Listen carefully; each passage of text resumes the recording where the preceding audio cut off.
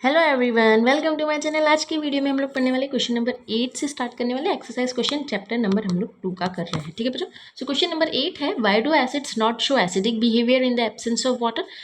Acid जो रहते हैं, मैंने आप लोगों को बताया कि एसिड जो रहते हैं उनका एक कैरेक्टर होता है एसिडिक कैरेक्टर हम लोग बोलते हैं। ठीक है, इसको आप लोग बहुत अच्छे से समझेंगे। ठीक है, ये अगेन बहुत ज़्यादा इंपॉर्टेंट है क्योंकि ये बहुत बार आ चुका है। तो एसिड का जो होता है एसिडिक कैरेक्टर वो कैसे शो होता है, जब वो H+ आयन्स जो है वो प्रोड्यूस करते हैं। मैंने आप लोगों को अरीनियस की जब डेफिनेशन शुरू में पढ़ाई थी तो उसमें ये लिखा था कि जो भी एसिड्स अगर H+ आयन्स प्रोड्यूस करे, जो भी सब्सटेंस अगर H+ आयन्स प्रोड्यूस करे तो उसको हम लोग बोलते हैं एसिड्स। ठीक है, अब क्या होता है ना कि एब्सेंस ऑफ वाटर में जैसे HCl है, ठीक है, HCl है, अभी ये सिर्फ सिंपल HCl है। ठीक है, तो इसको हम लोग एसिड कंसिडर नहीं करेंगे, लेकिन अब लोग इसमें हम लोगों ने डिस्टिल्ड वाटर डाला और डिस्टिल्ड वाटर में HCl डाला और इलेक्ट्रिसिटी पास करवाई, तो ये क्या हो गया, H+ आयन्स अलग हो जाते, Cl- अलग हो जाते। तो जो भी सब्सटेंस H+ आयन प्रोड्यूस करते हैं उसको हम लोग एसिड्स बोलते थे। लेकिन अगर ये जनरल ऐसे ही HCl से वैसे ही रखा रहेगा तो हमको कैसे पता चलेगा कि एसिड है कि ये बेस है, तो इसको हम लोग चेक करते हैं। तो चेक करने के लिए हम लोगों ने डिस्टिल्ड वाटर लिया, उसमें हम लोगों को H+ आयन और Cl- आयन जो है वो अलग मिले। ठीक है, तो हम लोगों ने देखा कि H+ आयन से अगर अलग मिले तो वो एसिड से, और एक बार और अगर हम लोगों ने जैसे NaOH लिया, ठीक है, तो NaOH को भी डिस्टिल्ड वाटर में रखा तो देखा कि OH- आयन जो है हम लोगों को प्रोड्यूस है। तो उसकी एक कैरेक्टरिस्टिक होती है, अगर एसिड से और बेस है तो जो भी सब्सटेंस अगर H+ आयन्स प्रोड्यूस करता है उसको वाटर में डाल के इलेक्ट्रिसिटी पास करवाते हैं तो वो एसिड्स होता है। और कोई भी सब्सटेंस अगर OH- आयन्स प्रोड्यूस करता है, ठीक है, उस अगर वाटर को वाटर में डाल के उसको इलेक्ट्रिसिटी के साथ प्रोड्यूस करवाते हैं तो OH- आयन्स प्रोड्यूस करते हैं। इसको हम लोगों ने अरहीनियस वाली जो डेफिनेशन में पढ़ा था, अरहीनियस की एसिडिक डेफिनेशन और बेसिक डेफिनेशन। ठीक है बच्चों, एब्सेंस ऑफ वाटर में ये शो नहीं करेंगे क्योंकि जब तक अगर जैसे कुछ भी है XYZ, ठीक है, ये कुछ भी नाम है। ठीक है, अब आपको मालूम ही नहीं कि एसिड है कि बेस है। ठीक है, आपको क्योंकि मालूम नहीं, अब हमने इसको रिएक्ट करवाया तो हमको इसमें से H+ आयन्स प्रोड्यूस हुए, तो जब H+ आयन्स प्रोड्यूस होंगे तो ये एसिडिक है। हाँ, मान लो अगर इसमें से OH- आयन्स प्रोड्यूस हुए तो ये बेस हो जाता है। और अगर सिर्फ मैंने आपको बताया कि XYZ जो है वो ऐसे ही रखा है तो आप इसमें से कैसे बता पाओगे कि एसिड है कि बेस है। ठीक है, इसलिए एब्सेंस ऑफ वाटर में नहीं होता, तो आप लोग इसको कैसे लिखोगे, the acidic behaviour of acids is due to the presence of hydrogen ions in them. ठीक है, एसिड बिहेवियर किसके कारण होता है, एसिड बिहेवियर होता है H+ आयन्स के कारण, और बेसिक बिहेवियर कैसा होता है, OH- आयन्स के कारण।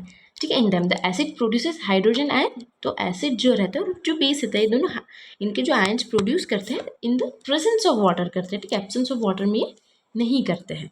ठीक है बच्चों, तो ये क्वेश्चन नंबर 8 था आपका। अब हम लोग क्वेश्चन नंबर 9 देखेंगे। 5 सॉल्यूशन ABCDE व्हेन टेस्टेड, ठीक है, with universal indicator shows pH, एक 4 मिलेगा पीएच, एक 1 मिलेगा, एक 11 मिलेगा, एक 7 मिलेगा और एक 9 मिलेगा respectively. So with solution neutral, neutral कौन सा सॉल्यूशन होगा, ऑफकोर्स न्यूट्रल जो होगा वो 7 होगा। ठीक, तो हम लोगों ने लिख लेते पहले, सबसे पहले 4 था, फिर 1 था, फिर 11 था, फिर 7 था और फिर 9 था। ठीक है, अब इसको हम लोग लिखते हैं। तो सबसे पहले हमारा कौन सा था, न्यूट्रल था, तो न्यूट्रल कौन सा था, 7 होता है। ठीक है, न्यूट्रल 7 होता है। अब उसके बाद नेक्स्ट कौन सा है, स्ट्रांगली एल्कलाइन। स्ट्रांगली एल्कलाइन मतलब वो बहुत ज़्यादा क्या है, बेस है। ठीक है, तो बहुत ज़्यादा बेसिक है। तो बेसिक इसमें से कौन सा होगा सबसे ज़्यादा, सो जो बेसिक होता है सबसे ज़्यादा इसमें से होगा आपके पास 11। ठीक है, क्योंकि सबसे बड़ा नंबर ये है तो इसको बोलेंगे हम लोग बेसिक। स्ट्रांगली एल्कलाइन को हम लोग बेसिक बोलते हैं।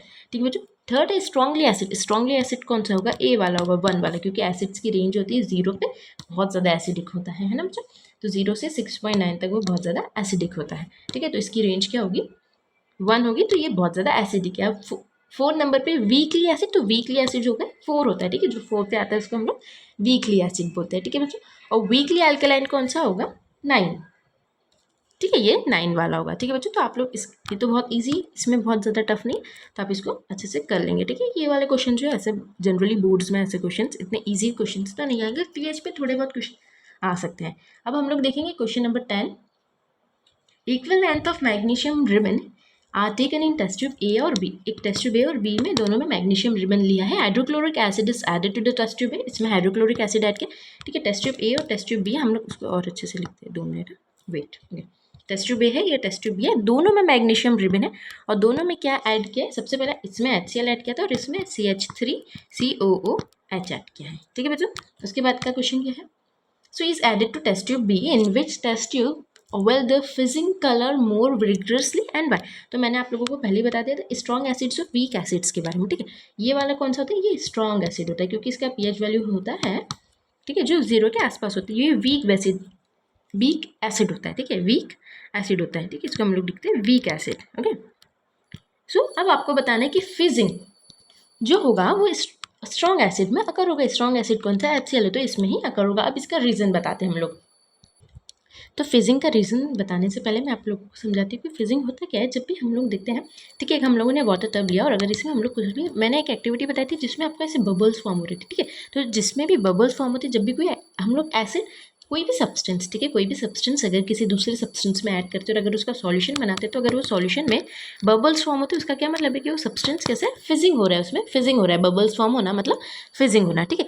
अब फिजिंग, अब हम लोगों ने एक कैटेगरी पढ़ी थी स्ट्रॉन्ग एसिड की और एक कैटेगरी पढ़ी थी वीक एसिड की। तो स्ट्रॉन्ग एसिड में हमारे पास HCl आता है, वीक एसिड में CH3COH आता है।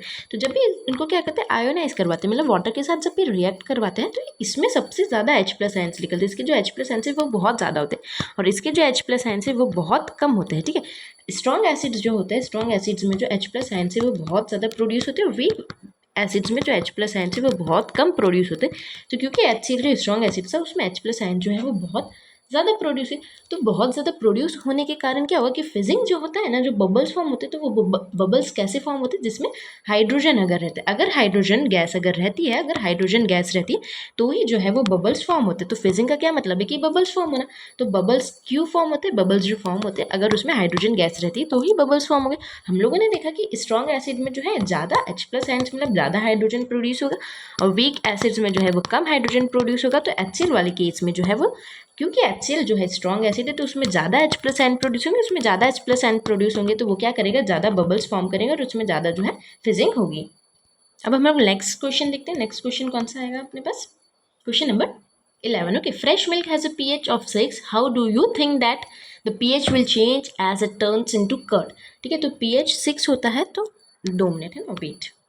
ठीक है, हम लोगों ने कौन सा क्वेश्चन देखा? 11th क्वेश्चन देखा। ठीक है, इसको आप लोग इंपॉर्टेंट मार्क करेंगे 11th क्वेश्चन को।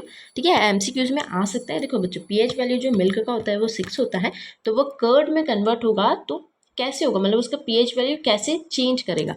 ठीक है, तो जब भी ये कर्ड में कन्वर्ट होगा तो इसका pH वैल्यू डिक्रीज हो जाएगा, तो ये 6 से लेके जाके ये डिक्रीज हो जाता है। ठीक है बच्चों, तो the pH value of milk is 6, but when it will convert into curd its pH value decreases. Why? It's because, देखो आप लोग पहले से बता दूंगे कि उसकी pH वैल्यू डिक्रीज हो जाएगी, तो because it's pH value is decreasing as उसमें फॉर्म होता है lactic acid, because as curd contain lactic acid, curd contain lactic acid which is strong, which is not a strong acid but which is not a weak acid, it's not strong acid, lactic. ठीक है, lactic, ठीक है, lactic acid form होता है। तो pH जब 6 रहता है, आप लोग इसको ऐसे लिखेंगे कि pH of milk falls below 6 as it turns into curd due to the formation of lactic acid, क्योंकि lactic acid फॉर्म होता है। ठीक है, lactic acid फॉर्म होता है तो उसका pH जो है वो 6 से लेके डिक्रीज होने लग जाता है। ठीक है बच्चों, तो आप लोग इसको लिख सकते हैं। क्वेश्चन नंबर 12 पढ़ेंगे। Milk man adds very small amount of baking soda to fresh milk.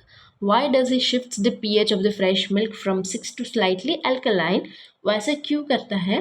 क्योंकि milk is made slightly alkaline so that it may not get sour easily due to the formation. ठीक है, अगर दूध को बहुत देर तक, जैसे जो कच्चा दूध आता है, ठीक है, जिसको हम लोग बॉयल नहीं करते, जो कच्चा दूध आता है जिसको हम लोग जनरली बॉयल नहीं करते हैं, ठीक, तो उसका क्या हो जाता है, उसको हम लोग फ्रिज में रखते हैं, लेकिन अगर उसको ओपन रखेंगे ना तो उसमें lactic formation, lactic acid formation होने लगेगा और वो कन्वर्ट हो जाता है कर्ड में या छाछ में, या फिर वो सॉर हो जाता है या खट्टा हो जाता है। तो उसमें हम लोग क्या कर देते हैं, थोड़ा सा बेस ऐड कर देते हैं। जैसे बेकिंग सोडा क्या होता है, बेस ऐड होता है जिसका वो थोड़ा सा न्यूट्रल हो जाता है, न्यूट्रल से थोड़ा सा ऊपर 7.1 से थोड़ा सा ऊपर चले जाता है। क्योंकि अगर इसको फ्रेश मिल्क को अगर ऐसे ही रूम टेम्परेचर पे छोड़ दिया जाए, उसको बॉयल भी नहीं करा जाए, फ्रिज में भी नहीं रखा जाए और ऐसे ही छोड़ दिया जाए, तो उसका pH वैल्यू जो है वो डिक्रीज होने लग जाता है, क्योंकि उसमें एसिड फॉर्म होने लग जाता है। ठीक है, उसमें एसिड्स फॉर्म होने लग जाता है तो उसका pH वैल्यू डिक्रीज होने लग जाता है। तो पहले ही मिल्कमैन क्या कर देगा, उसमें एक बेस ऐड करेगा ताकि वो थोड़ा न्यूट्रल हो जाए, ताकि वो 7.1 से थोड़ा सा न्यूट्रल हो जाए। ठीक है, सेकेंड क्वेश्चन है हमारा, उसमें ही 2 पार्ट्स। तो सेकंड नंबर का क्वेश्चन है कि why does the milk take a long time to set as curd? तो उसमें कर्ड बनने में, सो द एल्कलाइन मिल्क, क्योंकि वो मिल्क जो है वो एल्कलाइन है, मतलब थोड़ा सा बेसिक है। ठीक है, बहुत ज़्यादा एल्कलाइन नहीं है बट इट्स बेसिक। ठीक है, क्योंकि वो थोड़ा सा बेसिक है मिल्क, सो टेक्स लॉन्गर टाइम, क्योंकि उसको थोड़ा सा ज़्यादा टाइम लगता है, बिकॉज इट्स बेसिक। ठीक है, अभी क्योंकि ये बेसिक है तो उसको थोड़ा सा ज़्यादा टाइम लगेगा एसिड में कन्वर्ट होने के। Takes longer time to set into curd because the lactic acid.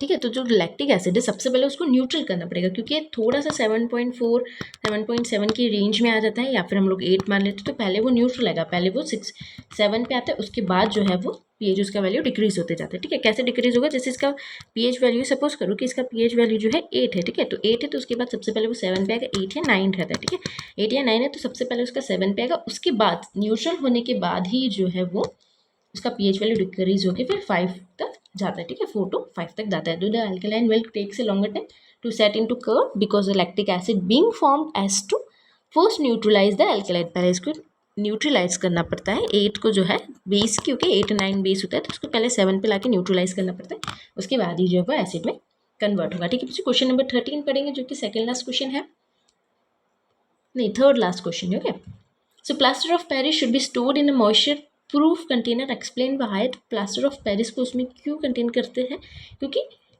देखो प्लास्टर ऑफ पेरिस जो होता है ना बच्चों, मैंने आप लोगों को बताया था कि प्लास्टर ऑफ पेरिस जो होता है वो पाउडर के फॉर्म में होता है। ठीक है, जो हमारी पुट्टी होती है ना, जो हमारी हम लोग वॉल पे करते हैं, सीलिंग पे जो डिज़ाइंस करते हैं, ठीक है, पीओपी जिसको हम लोग बोलते हैं, तो वो पाउडर फॉर्म में होती है। ठीक है, अगर उसमें से मैंने देखा था, मैंने आपको पता था कि उसमें हाफ मॉलिक्यूल ऑफ वाटर डालेंगे।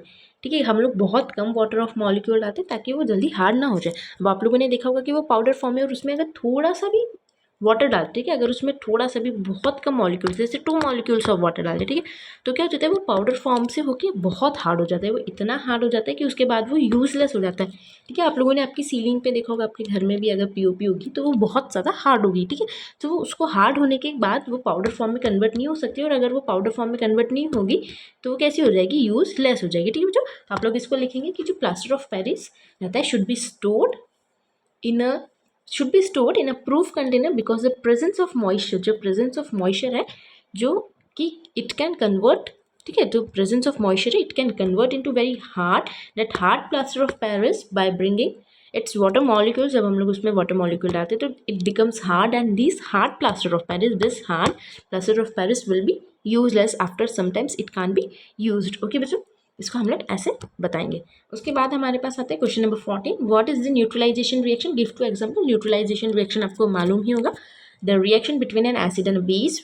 ठीक है, जब when acid and base react with each other and gives salt is known as the salt and water. ठीक है, वाटर भी लिखेंगे आप लोग, ठीक है, salt and water. So what it gives this is the neutralization reaction.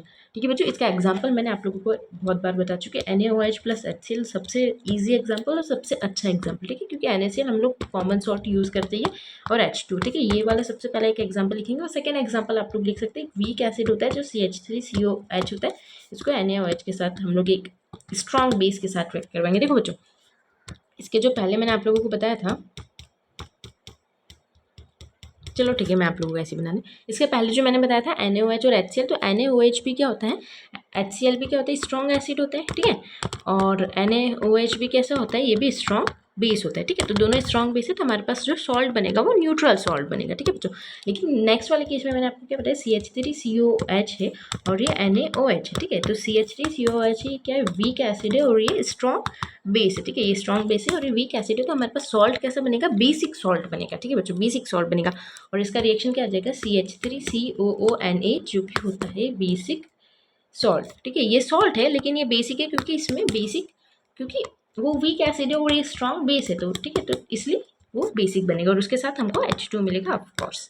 ठीक है बच्चों, है ना। मैं आप लोगों को एक बार और अच्छे से बता देती हूँ कि अगर स्ट्रॉन्ग एसिड और स्ट्रॉन्ग बेस मिलता है तो हमारे पास सॉल्ट जो होता है वो न्यूट्रल होता है। ठीक है, अगर हमारे पास स्ट्रॉन्ग एसिड और वीक बेस होता है तो सॉल्ट कैसा होता है, एसिडिक सॉल्ट होता है। ठीक है, और अगर हमारे पास वीक एसिड होता है और अगर स्ट्रॉन्ग बेस होता है तो सॉल्ट कैसा बनता है, बेसिक बनता है। और अगर दोनों ही वीक है, वीक एसिड है और वीक बेस है, तो सॉल्ट कैसे बनेगा, अगेन वो सॉल्ट है, न्यूट्रल बनेगा। ठीक है बच्चों, अब उसके बाद लास्ट क्वेश्चन आता है हमारे पास। So question number 15, give two important uses of washing soda and baking soda, जो कि आप लोग पहले उसमें जो दिए हैं आप लोग उसमें लिख सकते हो। मैं आप लोगों को यहीं से मार्क करवा देती हूँ। ठीक है, हम लोगों ने, मैंने आप लोगों को बताया था कि यूजेस ऑफ जो होते हैं वो बहुत ज़्यादा इंपॉर्टेंट रहते हैं। ठीक है, तो इसमें आप लोगों को यूजेस मिल जाएंगे वॉशिंग सोडा के जो है। सबसे पहले बेकिंग सोडा की ये वाले यूजेस आप लोग लिखेंगे बहुत अच्छे से, इसको बहुत इंपॉर्टेंट मार्क करेंगे। ठीक है, और इसके बाद वाला जो पेज है इसमें आप लोगों के वॉशिंग सोडा के, तो इसको भी इंपॉर्टेंट मार्क करेंगे। ठीक है बच्चों, तो जो वॉशिंग सोडा होता है वो ग्लास में, सोप में, पेपर इंडस्ट्री में यूज़ होता है। और removal of hardness of water होता है, मैंने आपको हार्डनेस ऑफ वाटर मेरे वीडियोज़ में समझा दी थी, ठीक है। तो हार्डनेस ऑफ वाटर बहुत ज़्यादा इंपॉर्टेंट है, इसको आप लोग हम मतलब पेपर में लिख के आएंगे, ठीक है। और बेकिंग सोडा में हम लोगों ने देखा था कि एंटा एसिड मेडिसिन में ये यूज़ होता है। Baking soda is used for making of antacids में यूज़ होता है, क्योंकि अगर पेट में एसिडिटी होती है तो उसको रिमूव करने के लिए, और इसको हम लोग यूज़ करते हैं केक्स बनाने के लिए, पकौड़ास बनाने के लिए, ब्रेड्स बनाने के लिए, ठीक है बच्चों। सो यहाँ पे हमारा पूरा चैप्टर ठीक है, मैं आपको एक बार और कंक्लूड कर देती हूँ। चैप्टर नंबर 2 हमारा पूरा एनसीईआरटी के इंटेक्स क्वेश्चंस, ठीक है, इंटेक्स क्वेश्चन और एक्सरसाइज क्वेश्चन के साथ पूरा कंप्लीट हो जाता है। मैंने आपको पूरी एनसीईआरटी का हर एक लाइन और पूरे सारे पेजेस जो हैं, सारे पेजेस कंप्लीट कर दिए हैं, सारे इंटेक्स क्वेश्चन कंप्लीट कर दिए हैं, सारे एक्सरसाइज क्वेश्चन कंप्लीट कर दिए। यहाँ पे हमारा चैप्टर जो है वो पूरा कंप्लीट होता है, ठीक है बच्चों। बाय।